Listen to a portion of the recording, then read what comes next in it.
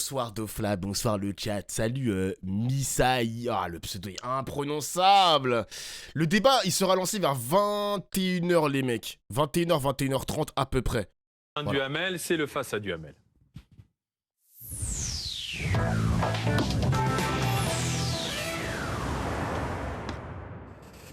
Donc avec Éric Zemmour, président de Reconquête, candidat aux élections européennes. Bonjour Éric Zemmour. Bonsoir. Bonjour Alain Duhamel. Bonjour Éric. Avant de parler des élections européennes, l'actualité du jour, c'est ce qui s'est passé à l'Assemblée nationale. Et c'était attendu d'ailleurs, hein. Ils avaient quasiment prévenu les Insoumis qu'ils reparleraient de la Palestine, qu'ils referaient un coup d'éclat, une action. Vous voyez, ils étaient habillés aujourd'hui aux couleurs du drapeau palestinien, aux couleurs palestiniennes, rouge, blanc, noir, vert.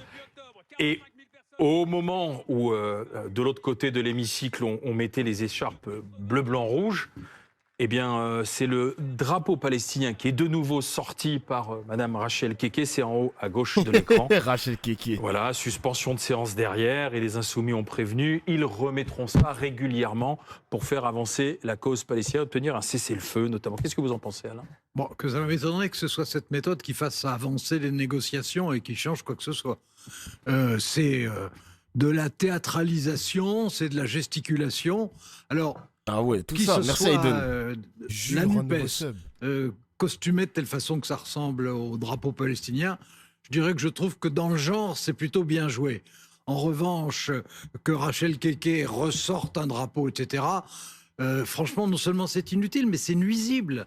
Et c'est nuisible, y compris au débat et y compris aux idées qu'il porte.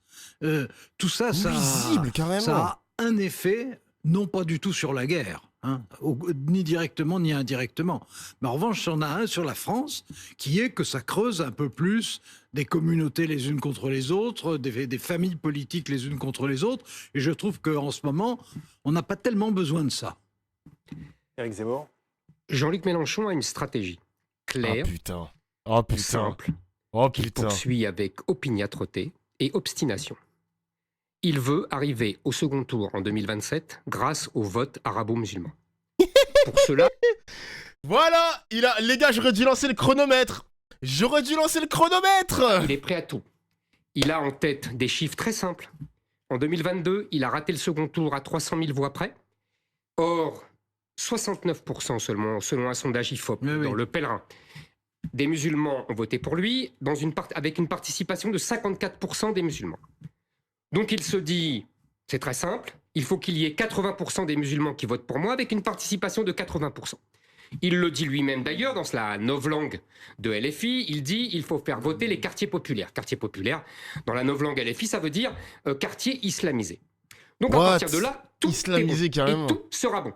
Comme évidemment la population musulmane à travers le monde et de cœur avec les Palestiniens qui sont une espèce d'incarnation fantasmatique de la douleur musulmane. Vous savez, le roi Hassan II du Maroc disait la Palestine, c'est l'aphrodisiaque des Arabes. Donc c'est une vieille histoire. Donc évidemment, Mélenchon joue là-dessus. Il est prêt à tout. Il est prêt à tout. Jusqu'à l'antisémitisme, comme on l'a vu, s'il doit flatter dans le sens du poil la rue arabe, comme on dit dans les pays arabo-musulmans. Alors, on verra si c'est payant aussi dès même les élections européennes.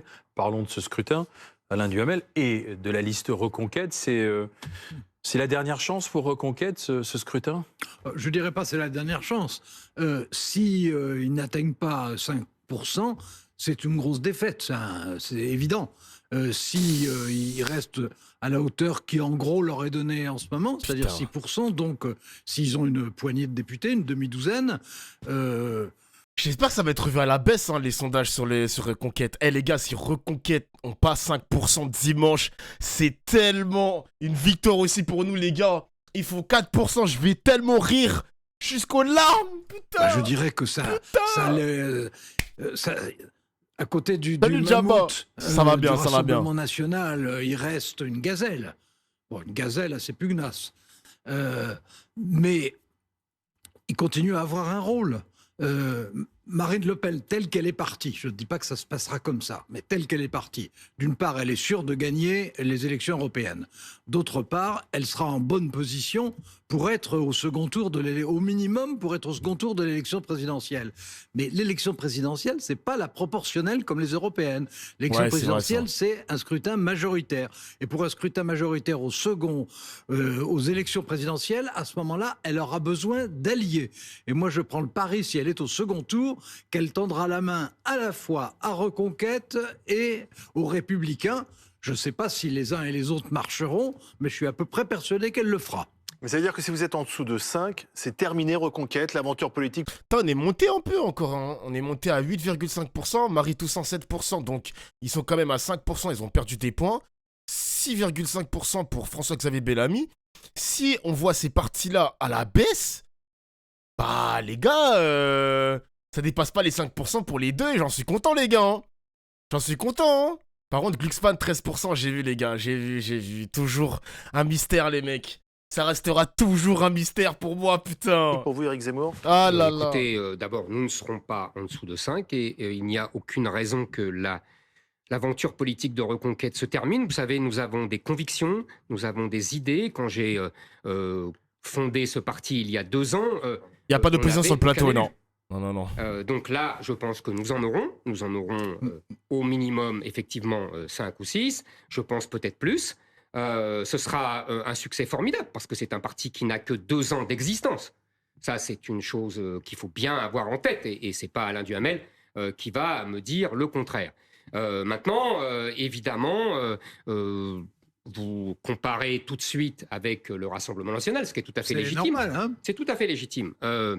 Je voudrais dire que 2 choses. D'abord, contrairement à Alain Duhamel, moi, je ne pense pas que Marine Le Pen demandera une alliance avec Reconquête ou avec LR, tout simplement parce qu'elle a déjà eu l'occasion de le faire en 2022, puisque j'avais appelé à voter pour elle sans condition et sans négociation, et qu'elle a balayé ma... Ah ouais, c'est vrai qu'il y a Florian Philippot, les mecs. D'ailleurs, on va les écouter demain, les mecs. Hein. Les Florian Philippot, Asselineau, Artaud. On écoutera ça demain. Mon offrande, et qu'elle s'est précipitée pour dire qu'elle voulait séduire les électeurs de M. Mélenchon et qu'elle voulait nommer comme ministre, non pas moi, mais M. Montebourg. Oui, mais elle a été battue. Elle a été battue, mais Marine Le Pen, vous savez, ne veut pas d'union des droites. Elle le dit, elle le répète, et elle le dit, elle le répète. Donc, si vous voulez... Attendez. Vous le savez, elle change souvent d'avis. Elle change souvent d'avis sur le fond. Mais sur l'union des droites, non, ça fait longtemps qu'elle le dit, tout simplement pour une raison simple. D'abord parce qu'elle ne veut pas de concurrence. Ah oui, mais tout son objectif aujourd'hui, vous avez bien compris que tout l'objectif de Bardella et de Marine Le Pen, c'est de tuer Reconquête. Car vous savez, Marine Le Pen déteste les concurrences parce que la concurrence, ça veut dire la rivalité. Et la rivalité, ça veut dire la comparaison. Bardella dit il faut voter... utile, et il faut donc voter pour moi et non pas pour Reconquête. Alors là, vous faites bien de me dire ça parce que moi, je trouve que le vote Bardella est un vote 2 fois inutile. Wesh. Il est inutile en Europe parce que les députés RN, ils peuvent être 20, 25, 30, 35, 40. Ils sont dans un groupe ID qui est complètement ostracisé et avec qui personne ne veut s'allier. D'ailleurs, M. Bardella ne met jamais les pieds au Parlement européen. Vous savez qu'on le surnomme Bardépala. Donc, si vous voulez, en Europe, on sait que les députés, ça fait 2 fois que le RN gagne les élections européennes, en 2014, en 2019. Qu'est-ce qui a changé ? Rien, ni en Europe, ni en France. Marine Le Pen a quand même été écrabouillée aux 2 débats d'entre-deux tours et elle a été battue. Maintenant, en France, M. Bardella prétend que s'il gagne, s'il fait un gros score, M. Macron va partir et qu'au minimum, il va dissoudre l'Assemblée nationale. Il ment. Non mais je tiens à le dire. Il ment. Il trompe les gens. M. Macron ne partira pas et M. Macron ne dissoudra pas l'Assemblée nationale. Moi, j'aime bien les gars. Vous savez pourquoi j'aime bien ? La droite qui s'écharpe et qui se tire dessus. Moi, je graille les gars. Moi, je graille. Monsieur, le vote pour Bardella est 2 fois inutile. En revanche, mieux. Le vote pour Reconquête et la liste de Marion Maréchal est utile en Europe parce que nous serons, nous, dans le groupe ECR, avec Madame Mélanie, qui pourra s'allier avec la droite du PPE pour renverser la table dans le Parlement européen. Alors, je crois qu'Éric Zemmour est en l'occurrence doublement en retard d'un train. À propos de Marine Le Pen, on est d'accord sur un point, elle change souvent d'avis. Si la situation se produit, c'est-à-dire si elle est la grand vainqueur des élections européennes, si elle est candidate à l'élection présidentielle, si elle est au second tour, je ne pense pas qu'elle reproduira la même chose que la dernière fois, ne serait-ce que parce qu'elle a été battue. Eh ben moi, je pense que vous vous trompez. Mais non, mais ça, on verra bien. Mais bien sûr, on verra bien. Je pense qu'à ce moment-là, elle aura besoin réellement de donner le sentiment qu'elle veut fédérer autour d'elle. Et pour fédérer autour d'elle, eh ben, il y a vous et il y a LR. Alors, il est très possible que ni LR ni vous ne disent oui, bien entendu. Mais je pense qu'elle fera ça. Merci pour le sub. Et je pense d'autant plus qu'elle a fait le contraire la dernière fois et que je sais que sur des problèmes de fond, et c'en est un, celui des alliances, au-delà des divergences MDR, ça se voit qu'il a fait des implants capillaires, mais ça a foiré. Il n'y a plus de airline, Zemmour. Il n'y en a plus de airline. Puis, entre vous et elle, c'en est un. Bon, et je veux dire qu'on peut faire... Est-ce que de fois, tu as réacté à ce que Ponce a dit? Ponce? Il a parlé sur moi, Ponce? Il a dit quoi? Le même raisonnement dans à peu près tous les domaines.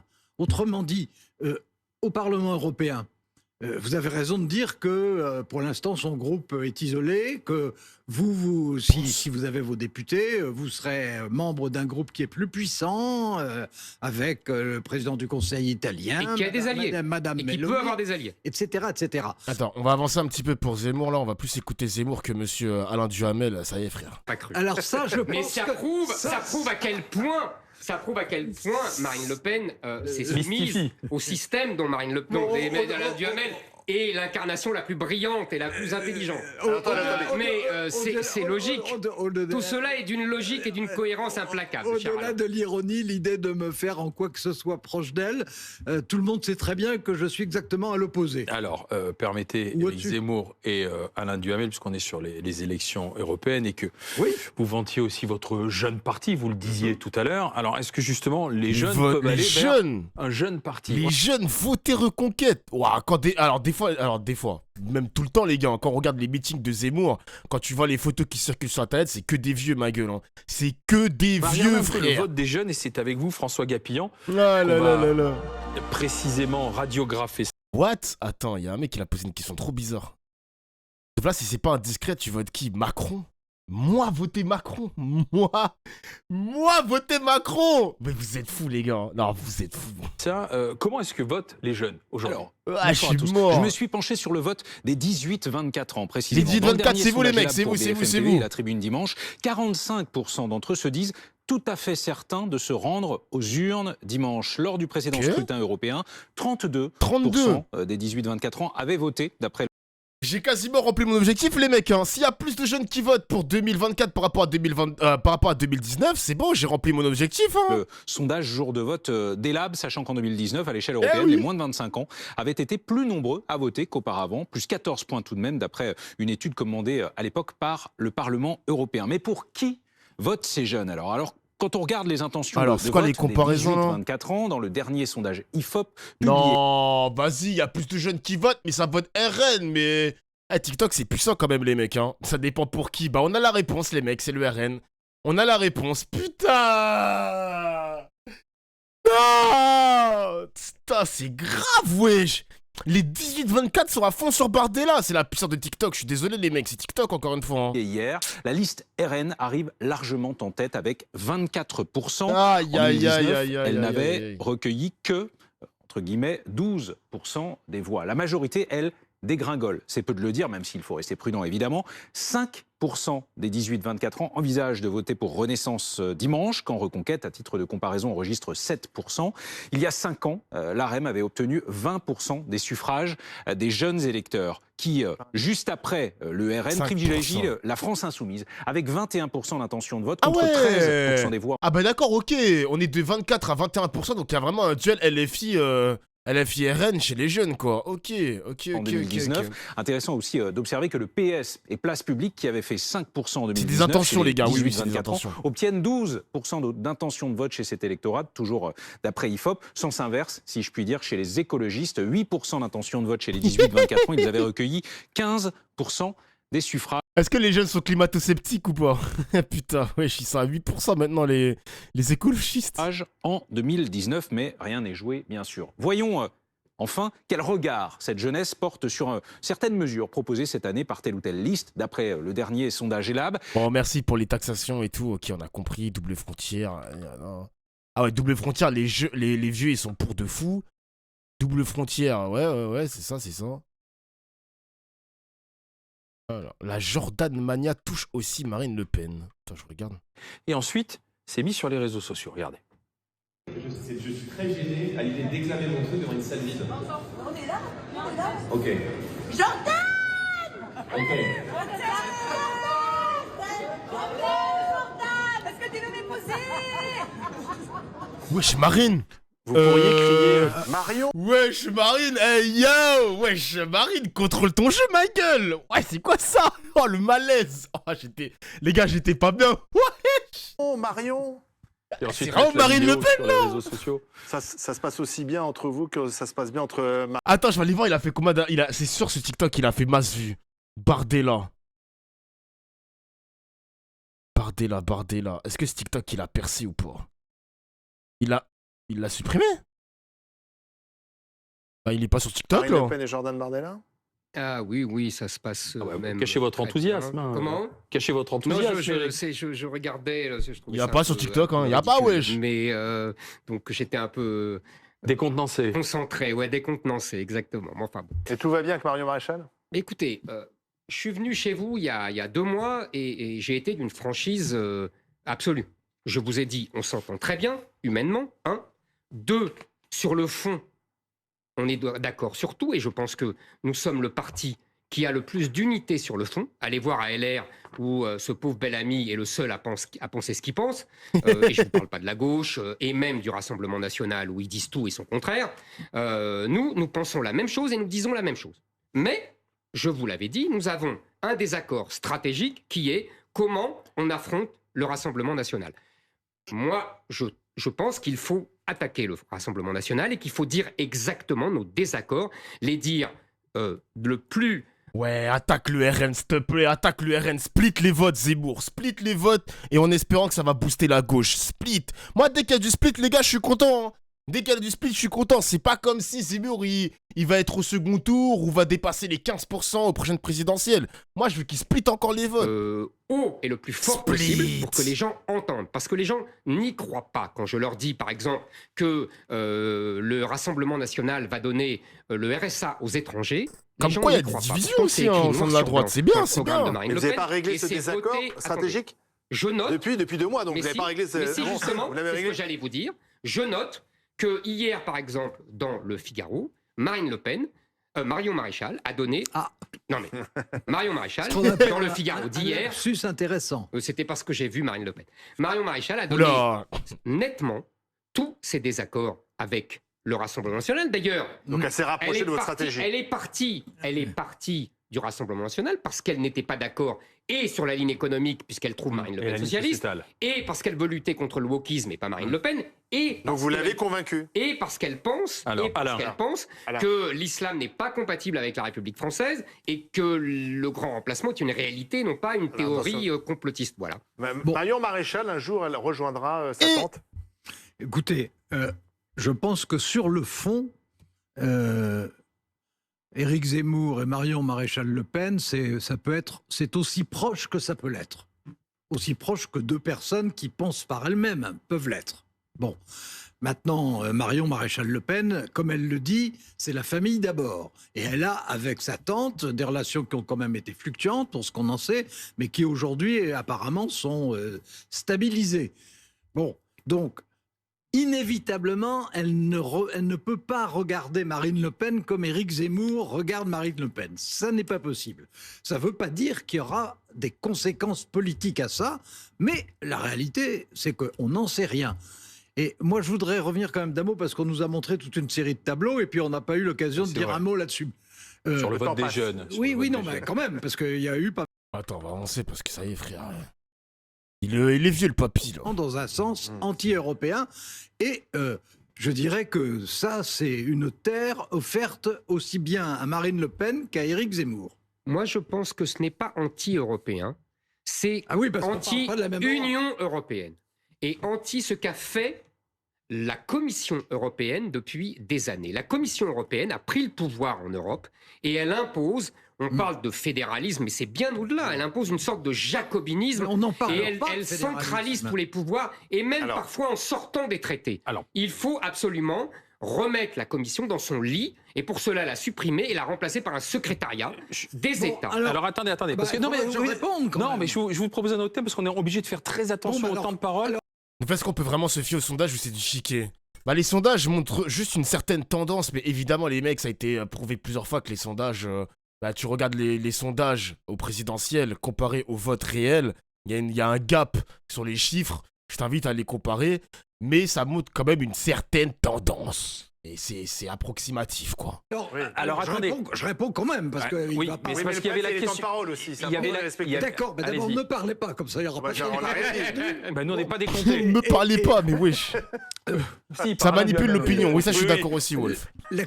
Un secrétariat remplaçant la Commission, ça veut dire que tout se décide entre chefs d'État et de gouvernement de 27 pays. Alors déjà, même vous vous rendez compte que dans un parti modeste comme le vôtre, c'est pas si facile de mettre 27 personnes d'accord.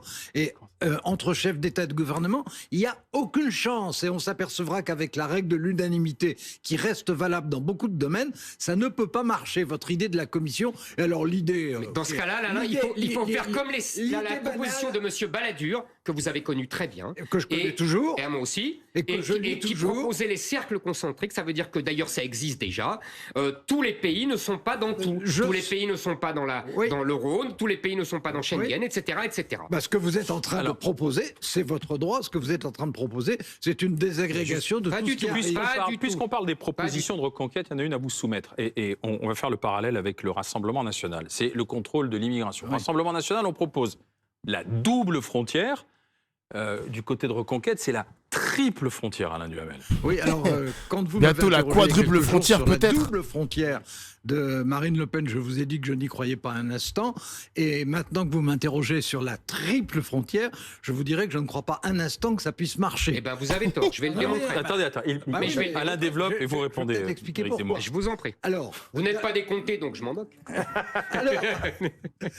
D'abord, votre premier cercle, c'est il faut que ceux qui viennent demandant le droit d'asile, etc. C'est moi qui explique, pas vous. Parce que déjà que Jordan Bardella n'arrive pas à l'expliquer, alors si en plus je vous laisse vous l'expliquer, non, c'est moi qui l'expliquerai. Peut-être que j'arriverai mieux à l'expliquer que Jordan Bardella. C'est indéniable. Bon, alors, donc je reprends. Votre premier cercle qui est, il faudrait que ceux qui demandent le droit d'asile le fassent dans leur pays d'origine. Vous savez très bien que ça ne marche pas, ça ne marche jamais. Et dès qu'on demande quelque chose de ce genre, c'est un échec total. On a une expérience de 50 ans là-dessus. Bon, votre deuxième cercle, c'est-à-dire stopper les gens dans les bateaux d'une part et d'autre part élever des murs. Bon, c'est ça votre deuxième cercle. Je ne sais pas si on peut élever des murs en Europe comme on le voudrait, mais admettons.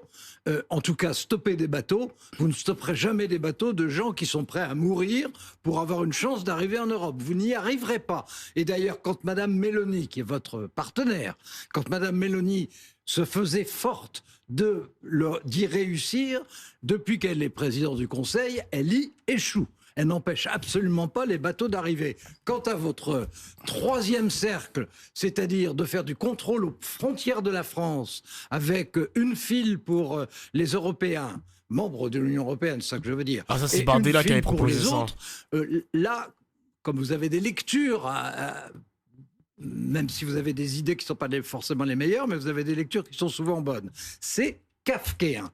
Ça veut dire qu'il y aura des encombrements gigantesques tous les jours, et ça ne marchera pas, parce que vous empilerez des milliers de voitures. J'ai très bien entendu. Et dans l'oreillette, on me dit vous avez 70 secondes. Ah non, c'est pas possible. Si je vous le dis, attention, vous allez en perdre 5. Non, mais c'est pas sérieux. mais c'est pas sérieux, c'est le temps de parole qu'on doit vous accorder. 3 frontières. La première, chez eux. Attendez, var. Attendez, c'était marrant ça. 70 secondes. Ah non, c'est pas possible. Si je vous le dis, attention, vous allez en perdre 5. Non, mais c'est pas sérieux. mais c'est pas que ce soit pas sérieux, c'est le temps de parole qu'on doit vous accorder. 3 frontières. La première, chez eux. C'est-à-dire qu'on leur dira, la France, c'est fini. On n'est plus soigné à l'œil, on n'est plus logé à l'œil, les enfants ne seront plus français parce qu'il n'y aura plus le droit du sol, etc., etc. Et les gens seront renvoyés. Parce qu'aujourd'hui, c'est une industrie. Vous comprenez ? La famille, le clan se cotise pour envoyer le choisi en Europe qui va renvoyer l'argent à la Western Union. Donc ça, il faudra leur dire encore avec c'est les fini, mêmes arguments, putain, mais... Et deuxièmement, je suis pas d'accord, personne n'a jamais fait expérimenter le droit d'asile déposé dans les ambassades. Mais c'est global, vous avez bien compris. Deuxième frontière, l'Europe. Il faut effectivement un blocus naval. Et c'est tout à fait possible. Quand Mme Meloni a renoncé, c'est parce que M. Macron a refusé. Moi, je veux un blocus naval avec la marine française et la marine italienne, voire la marine anglaise.